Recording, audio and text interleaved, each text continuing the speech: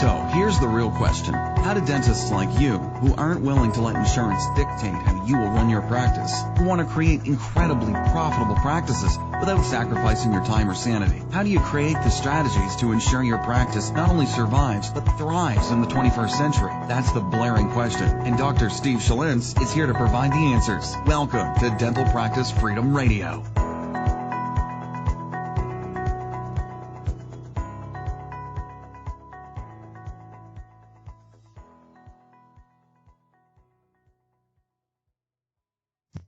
What is up, everybody? This is Dr. Steve Schalintz. I want to welcome you back to another episode of Dental Practice Freedom Radio.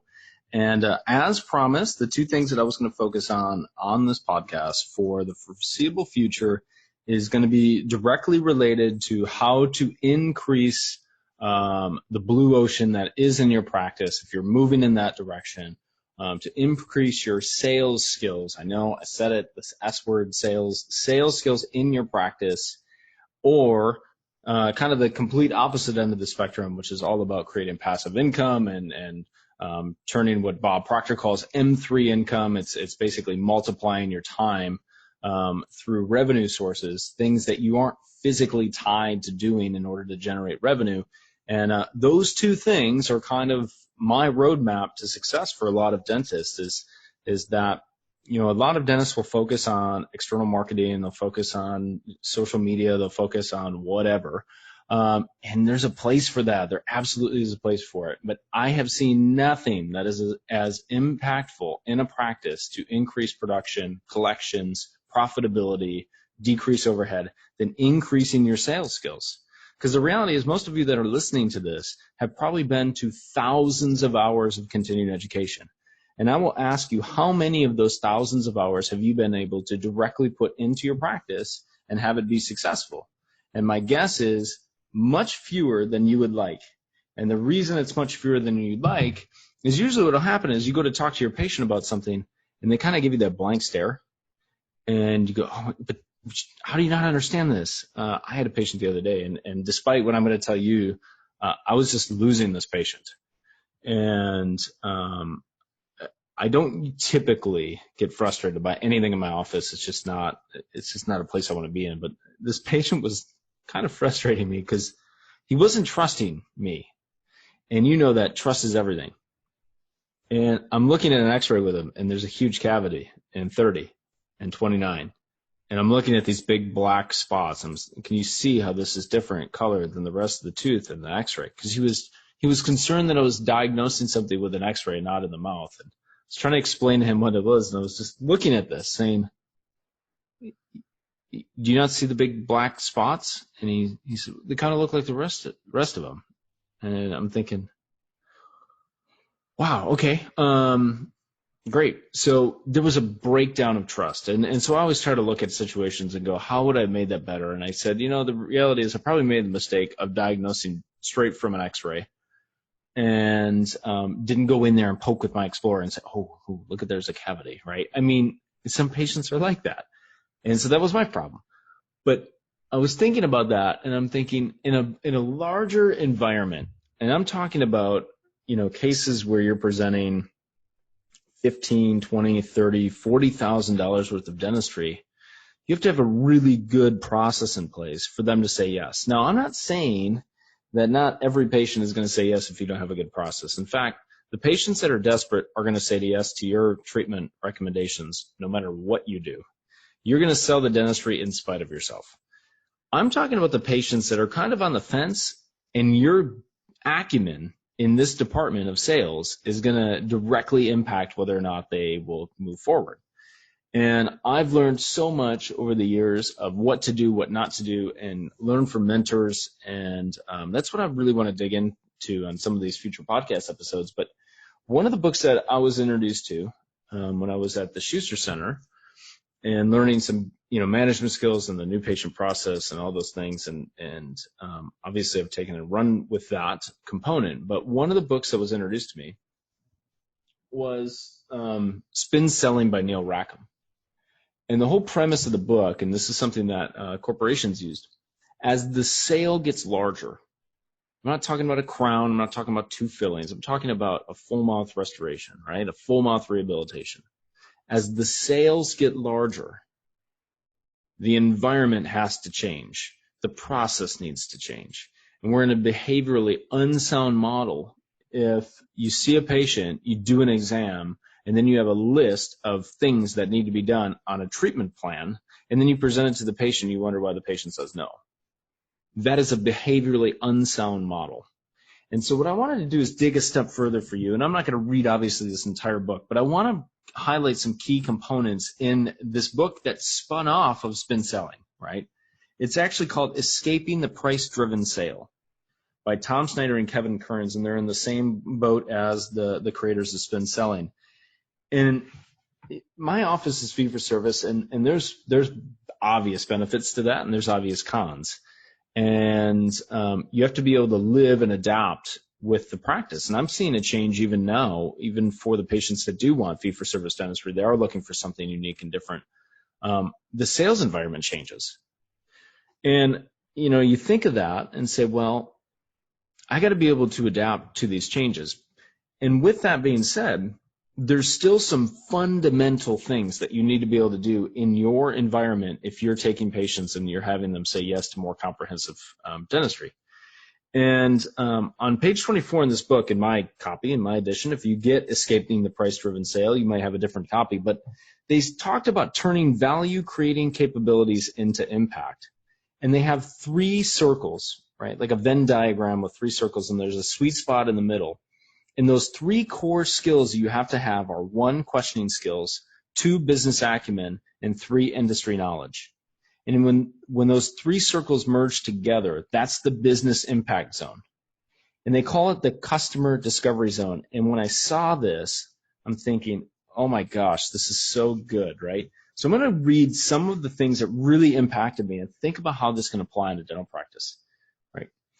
Asking great questions is absolutely paramount. Now, my question for you is, do you ask great questions in your new patient exam? Do you ask great questions when you're interviewing patients? Do you even interview patients? Do you ask great questions when they come in for an emergency? Because as dentists, most of us don't ask good questions. We have a health history questionnaire and a dental history questionnaire, and we talk to them, and we don't really ask good questions. We don't probe further. We don't give them a chance to even respond. We're usually listening to respond, not listening to listen.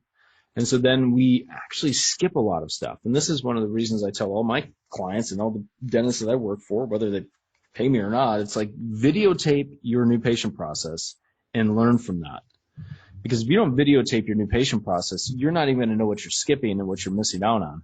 And I know when I first started videotaping, I just completely blew over the patient, and they were overwhelmed as all get out. And then also, when they did ask questions or they did talk to me, I wasn't even listening to them. I was just thinking about the next thing to say. I was never present. And so when I saw that, I'm like, oh, question skills. It's something that I'm continually working on. I work on all the time, and I'm still getting, much and much better with it. And, the ability to just be present with a patient and slow down enough to listen to what they're talking about is the most important thing you can do to increase your case acceptance.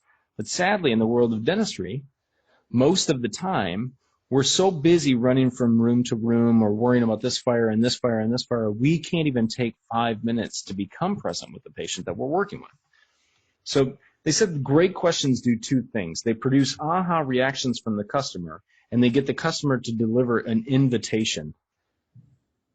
Whew, that's powerful, right? They want to produce an aha reaction from the customer and to get the customer to deliver an invitation. That is so important, okay? So salespeople, right? Salespeople are skilled at asking questions such that they can deftly allow the customer to make their own discoveries and draw their own conclusions. See, I've always been a firm believer, like patients will only accept what you're talking about if it's 2 things. 1, they inherently trust you. Typically, you can get this with older patients because they're just more trusting of doctors, right? The 70-year-old, the 80-year-old, the 90-year-old patient, they typically are going to go along with what you say. It's just a cultural thing, a generational thing. A younger patient may not do that. So with a younger patient, if you're asking, you got to be a lot more deft with your questioning skills. And when they come to their own discoveries and conclusions, they'll move forward. See, the trick is you make them think that they came up with the solution. That's what I'm trying to point, like, do you see that big dark area? I wanted them to say, yes, I see that big dark area. What do you think that is? That's a cavity. Great. They diagnosed themselves, right? I didn't have to say anything. But the reality is, like, you have to be able to do that. And I'm going to keep going here, right? And they talked about this return to the value equation. So they have this value equation. And what they said is, if the customer discovers the problem for themselves, they're going to move forward much faster. If they don't discover the problem for themselves, because we tell them about their problems. So how many times do we do that? We tell them about their problems. And if I ask dentists about this, they get defensive. They say, well, yeah, I don't have time. I don't have time to sit there and discuss. Well, maybe not. But maybe you want to start exploring some things to give yourself some time. They say if you tell people about their problems and they didn't come to that conclusion themselves, they're the ones that are going to raise objections and get defensive. How many times do you see that in the dental practice? All the time. But I brush and floss. How could I possibly have a cavity? I brush and floss every day. How many times do you hear that? And we poo-poo it. The reality is they didn't come to their own conclusion. They didn't come to their own epiphany. So the last thing I'm going to bring about this is the confirmation bias. And I love these two things. So if you got nothing else out of this podcast episode, just listen to these two things from the confirmation bias. People value what they say and their own conclusions more than they value what they are told. That's number one. How powerful is that? People value what they say and their own conclusions more than they value what they're told. So one of your jobs is to make them come to their own conclusions, and they're more sold. You have to do this with bigger cases. There is no other way to present dentistry than to have that patient come to their own conclusion. That's what I talk about all the time with my clients. So you have to do that. And two, people value what they ask for more than what they value what is freely offered. One of my mentors, Russell Brunson, brings that up. He says, those that pay attention. Right? So important. So if they're asking you for information, they're asking you for a solution, they are more likely going to be able to pay and want to pay for that solution than if it's freely offered to them. So just think about these two things, confirmation bias, and really let these just kind of marinate in your mind a little bit. One is people value what they say and their own conclusions more than they value what they are told. And two is people value what they ask for more than they value what is freely offered. And just think about, how do I present what I do in a way that gets me to have them have their own epiphany, their own conclusion, right? And then have people value what they ask for more than what is freely offered, right? See, one of the most common mistakes made by salespeople today is you come in with a solution to a problem that a customer or a patient didn't even know they had. How many times do you see that even in your hygiene room or your office? Somebody has tooth wear, and what's the hygienist immediately say? You need a night guard. They might not need a night guard at all. They might need a full mouth restoration. They might not want any of that stuff. See, and if you come in, you have tooth wear. Why is that important? That patient might not even understand that tooth wear could be a sign of a much more serious issue. It might be a sign of sleep apnea. Sleep apnea might be a sign of this could kill you, right? But if you say, you have tooth wear, here's a night guard. So you're already jumping in with a solution before the problem has ever been firmly established and identified by the patient. And that is the role of the dentist. The role of the dentist is to ask the right questions. You have a night guard, or you have a tooth wear. Let me ask you, would this be normal? Would you think this is normal in a patient that blah, blah, blah? Do you have headaches? Do you have neck pain? Do you have, ask them questions. And they're going to start going, why is he asking me all these questions? He must know something that I don't. Now I'm going to try to figure it out, right? And your hope is they come to their own conclusion. So this book, Escaping the Price-Driven Sale, by Tom Snyder and Kevin Kearns, I highly recommend, especially if you're in a fee-for-service practice or you're looking to do more full-mouth dentistry. You have to start reading books like this.